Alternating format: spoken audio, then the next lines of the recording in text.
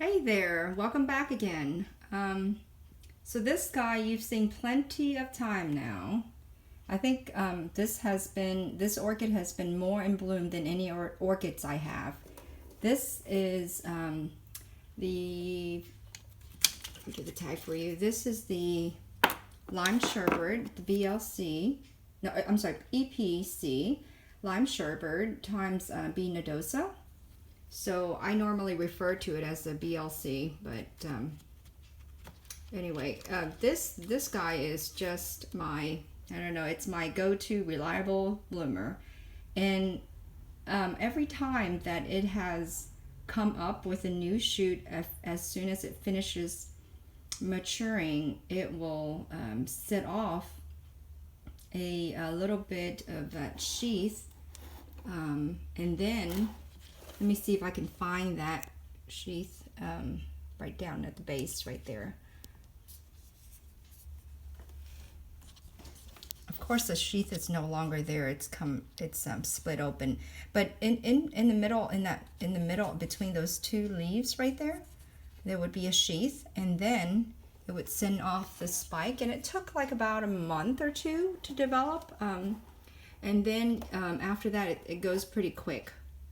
And there it is. It's a beautiful lime color, hence the name Lime Sherbert, and has the whiteness of the Nodosa, and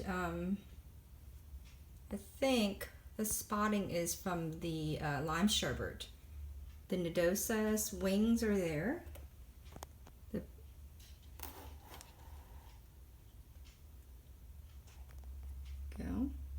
And it is a very big, what do you call it, bloom for the size of the plant. That's what's really nice about this particular hybrid also, is that. Now I have had this in bloom for several times this year, 3 times, I'm sorry. In its fiscal year, let's call it, how many times had it been? Let's start counting from December. So I have, let me show you a picture from December. So if you remember, I did do a video of my, what do you call my hybrids, my Brassavola hybrids. And that's the Lime Sherbet right there. And that was back in December when it was blooming. And then it bloomed again in June, where it had only one huge flower, and then again this is the later in June 29th. So there was one at June 22nd with a single bloom, which I did not do a filming or pictures of, and then there's this one. This is 3 blooms during about a few days later on a different shoot. Let me see if I can find that shoot. Let me see. So this one, it's hard to remember now. Yeah, this one might have been the single bloom, which was very large, and then this one might have been the triple right there. And then it came out with this new spike, or this new shoot. I'm sorry, this new pseudobulb, and then this came out, and it is let's see, today's September 30th.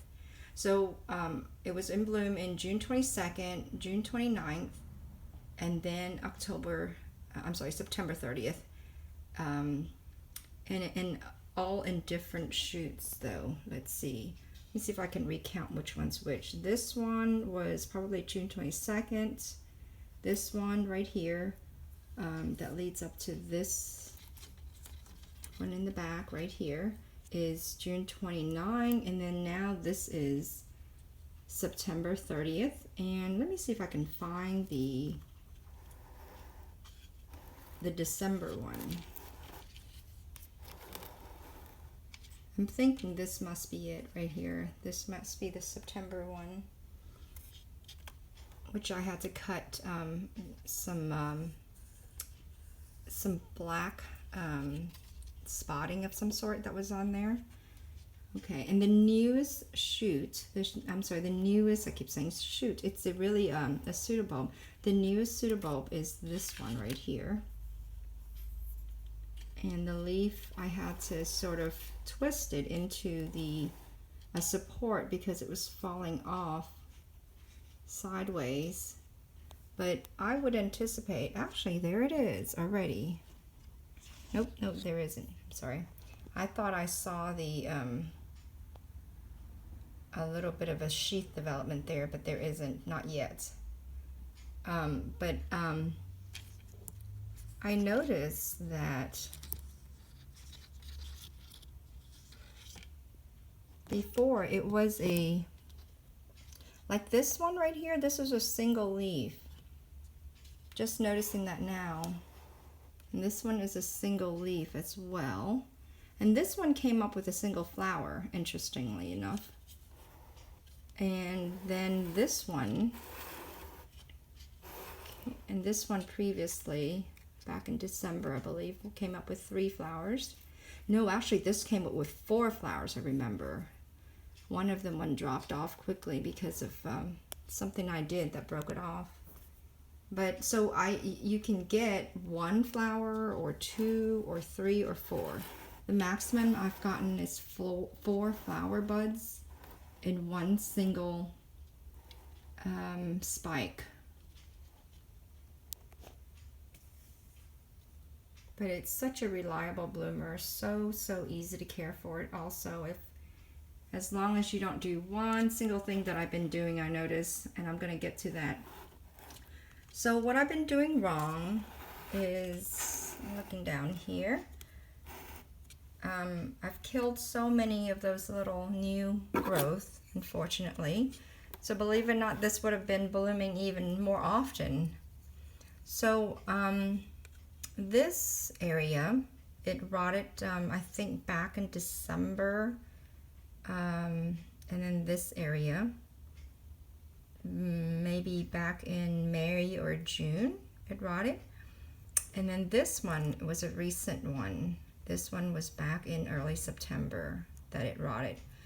And I couldn't understand why, and I still don't know for sure why those little new growth would rot on me. I was careful not to water after about 11 a.m. or 12 noon. And I thought maybe that might have been a problem, watering it too late in the day and not giving it enough time to dry. Then I realized one day it might have been also that I had fertilized this area directly instead of just around the rim and around the perimeter of the pots, or maybe just carelessly and I normally don't really watch where I'm fertilizing, honestly. I just quickly spray all around it, but I'm thinking that it might be the fertilizer burn that caused these little sensitive new pseudobulbs to be burned, or I might need to dilute my fertilizer much more, maybe a quarter strength of what I've been using. I just follow the direction of the what do you call the package? It's this 1 teaspoon per gallon, and that's what I had been using of the what do you call it, Better Grow Orchid Plus or Orchid Bloom, something I couldn't remember. It's one of the ones that I had it's for bloom booster kind of feed. But the other solution could be that if after I fertilized, lately I've been following up with a mist of pure water, just regular hose water, just to prevent the burn. And I might have, and it used to have really nice shiny white roots too, so that might have been the reason it's the fertilizer, because some of these roots are going brown a little bit, especially the top surface. As you can see, all of this area is brown, but some of the lower area are actually safe. Yeah, some like this right here is nice and whitish, versus the top portion is brown. Signs of being burnt maybe, and down there too. That's looks like this is browning from burnt, and this is nice and what do you call, white and still healthy looking. But overall, I think it's still okay. It's still healthy. I'm gonna try that. Try misting with water after a feed, just to make sure it doesn't burn. But anyway, this guy is super reliable. I'm anticipating a new growth area. So basically this area I've lost. See how it's all rotting? And so I'm hoping that a new shoot, or a new pseudobulb, I'm sorry, will come out of there.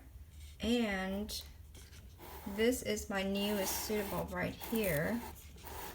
Let me turn this way, maybe it's easier to see. Yeah. So my newest pseudobulb is right here. Okay, the one that had that twisty leaves or fallen down, that needs to be supported by this. Let's see if I can wedge it. Yeah, wedge it in there. So I'm anticipating this to bloom from this one. Hopefully, let's say, I'm going to guess 2 months from now. Let's see, and I'll make a video of that to see if that's accurate.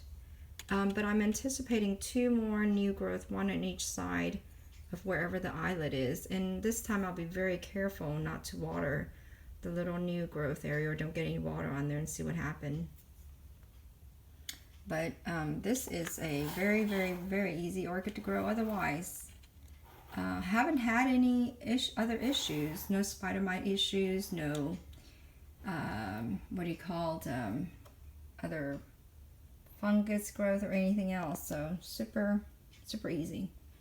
The only thing that would make it more perfect if I could get some fragrance out of this one. But nope, no fragrance. No largely detectable ones anyway. Just once in a while I might smell a sweet scent, very, very faint. So, but I sure love the star look to it. It's so dainty. All right, well, thank you so much for watching. Have a good day.